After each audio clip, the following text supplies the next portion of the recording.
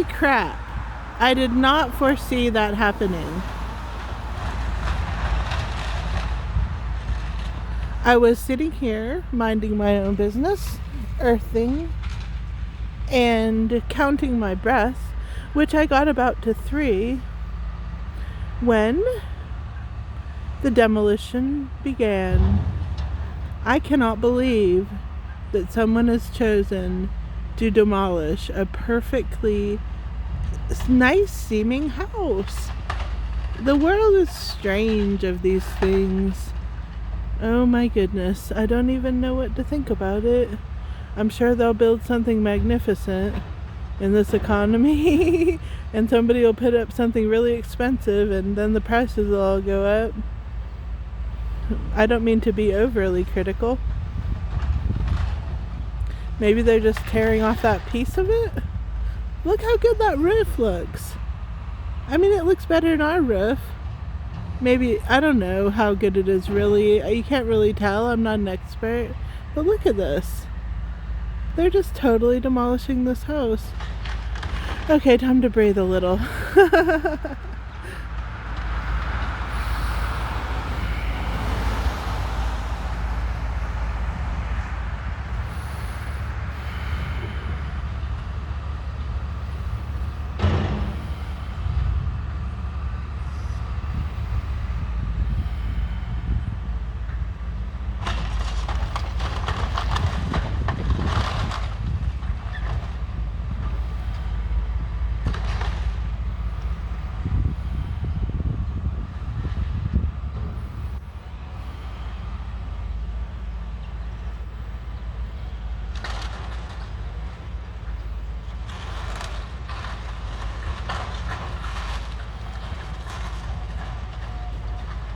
I got to 10 so far, but I'm going to have to start over because I feel like I'm going to have to go tell my mom about this. She is very interested in what is going on in this neighborhood. So I'm going to go see if she wants to hear about it. I can't believe this. That house has been there for a long time. I've been here for a long time. Mom? I don't know if you hear that sound outside. They're demolishing the yellow house. Oh, you did? It's something to watch. I'm sitting there watching it.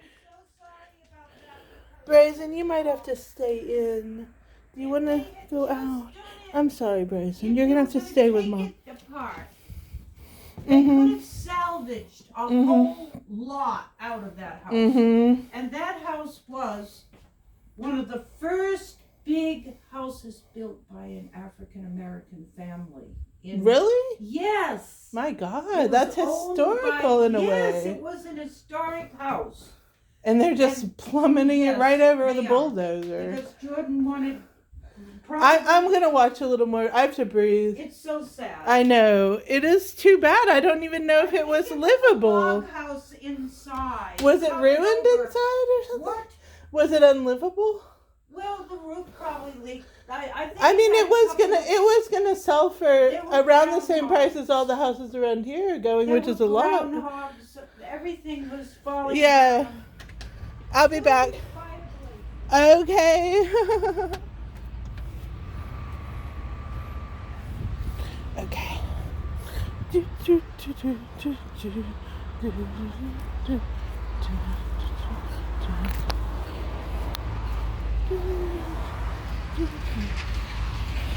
Buddha wants some peace.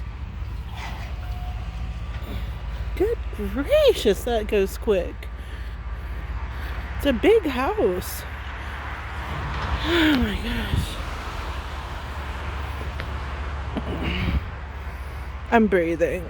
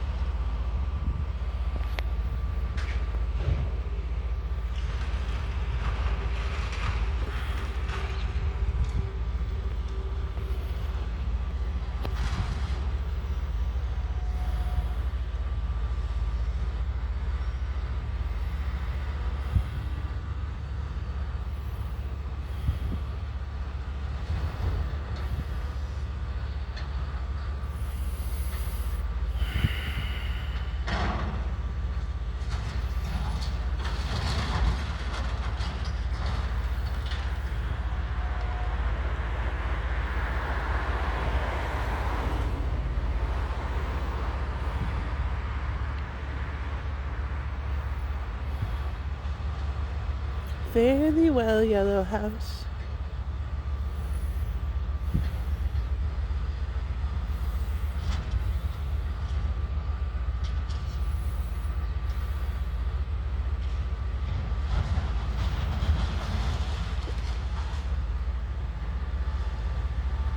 My family has been living on this street.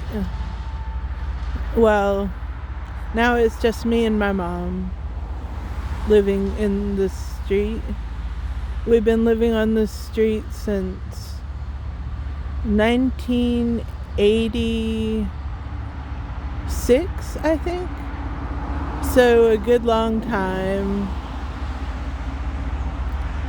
We, to the best of my knowledge, were the second family of white people. Well, the first one was just Charlie, who is a German woman who was then married to an African American man. Why does all this race matter? Well, it is just something people talk about. It's not really something that makes us who we are, and I knew that from an early age. but it does affect how people are treated. But the way that our neighbors, who are now getting very gentrified, but were then almost uniformly African American, the way that they treated us was wonderful. We were friends with Charlie's wonderful children. We played with water balloons. A lot of the other kids played around with us, and no, there weren't as many kids on the street. There usually are like 2 groups of kids at any given time, and they kind of play together. There were some other kids. Jessica lived up the street, and I played with her. And of course Courtney, the amazing basketball star who she would become. I got to go inside her house and play with her one time. She's an incredible person, but all of these people were African American and still are. But my point is, that house is a historical African American house in our town, and it is currently being wiped away. Wiped off the map. And I just thought something should be said. Not that we need to worry or judge the people doing it, but just to say something and say, this house, some African American family built this house that is being torn down. And it was the earliest house in Bristol to be built by a really quite nice African American family, as people would say, or as I would say, well-to-do, apparently, because look at how big that thing is. Like, just think, like, I don't even know who lived there. I need to ask my neighbors, but I remember when somebody else owned it, but it's been empty for a long time. Incredible. Oh my gosh, see that fall? Did you see that fall over there? It looks like the whole thing's just gonna go down in a minute. But I wonder why that fell off. But I just, honestly, since I'm talking about African Americans, I haven't said enough. They on the street have been such good neighbors. All of them. Even the ones who we've had borderline disputes with different things or whatever problems have arisen. Every single one of them have been very good to us. And I mean, we were kind of like interlopers coming in. Being one of the first white families here in Bristol, Tennessee, on the street. See, the street was segregated. The streets were segregated here in the South because, well, I think that when slavery ended, I think that somehow they decided to do that, which was not good.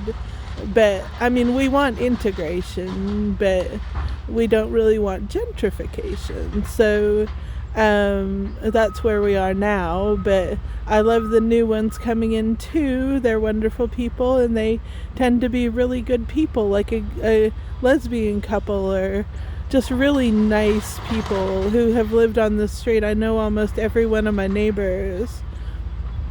And it's something really important to me because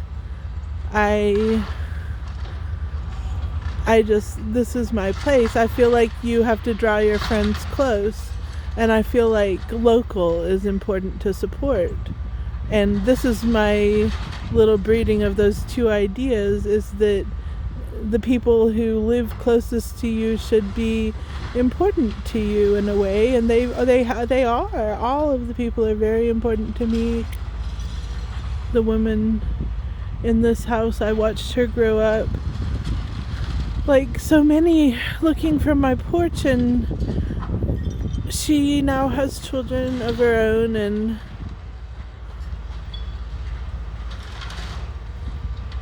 I just love this street. And I don't think I'll always live here, actually. I'm not sure, but I think plans are developing in a different way. I've moved away a lot. I've lived different places many times. I love my home. I love having a good roof over my head and having a peaceful place to be and make art and just write poems. And it's not a big house. It has a gigantic basement. There's a dirt floor, and it's not great, but to have a dirt floor, but the house is wonderful. There are things I don't like as much about the house, like when trees fall. But we'll figure that one out. Our neighbors, they would come out for fireworks. That was one of the best times. And then the whole the whole street would like be a party the next day, but like all night long you'd hear them out there partying and having a good time, and it was wonderful to listen to early on, and it's a tradition still carried on to this day. And except we don't have fireworks in the middle of the street anymore now that the police busted that one up. Oh lordy, such good people. There's this one neighbor of mine who used to wander around just going on walks, and I'd see him and say hi a lot. And he now lives partially in Maine, but he does come back, and he's back for Thanksgiving. He's one of these other new white people who've come in, but he's one of the more early white people. It's kind of stupid to think about people in terms of black and white. It sounds a little dumb, and it is stupid. So I acknowledge that, but I guess that's how people talk about it and think about it, and there is an importance to realizing why that is. I guess like somebody once told me you can't be colorblind, and I was like, I don't really see why you can't be colorblind,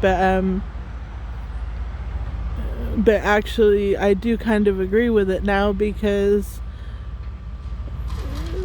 the way that people are treated comes from their privilege and or their the opposite of privilege, how much they've been oppressed, and that often has to do with the pigment of their skin and how much melatonin they have. So we ended up adopting a grandmother aunt named Willamina. She was the most important person in my life, and she died a couple of years, like last year, and her sons spoke so beautifully at the funeral, and they say that we'll always be family. She doesn't live on this street, but I don't know if we would have actually ended up getting to be friends if we hadn't have come from here. She's the one we were closest to.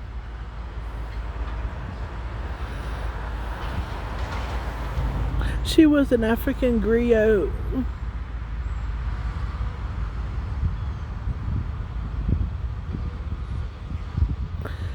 She had a dream young that she would, probably her whole life, she grew up 93 years ago or something like that in this very town across the state line in Bristol, Virginia, and she had a dream her whole life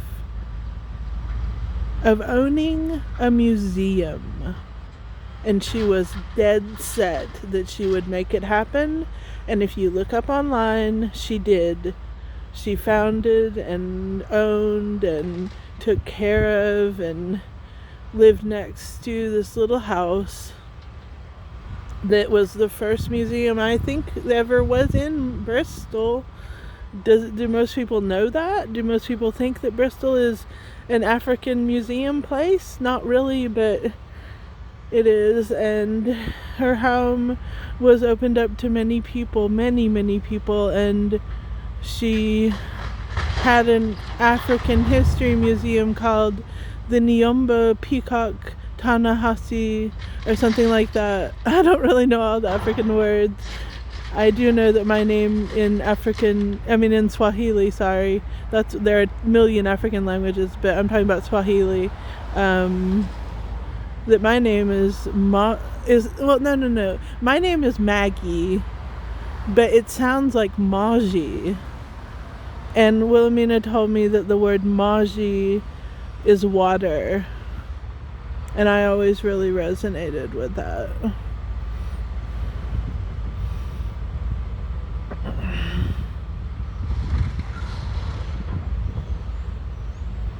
I feel wet on my feet. It was raining yesterday.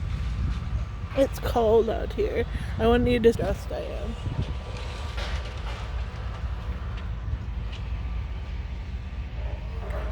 Oh my gosh.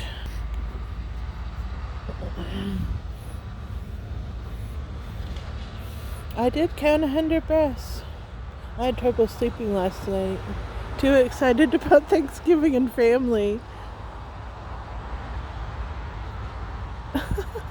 People I don't usually get to see, and just different things like that we're making noodles. We always make noodles. They're like German noodles. My grandmother on my dad's side was German, and anyway, it's a tradition in our family to make these noodles. It's just egg and flour. That's all it is. Gosh, I'm starting to shiver a little. I might have to put my gloves on.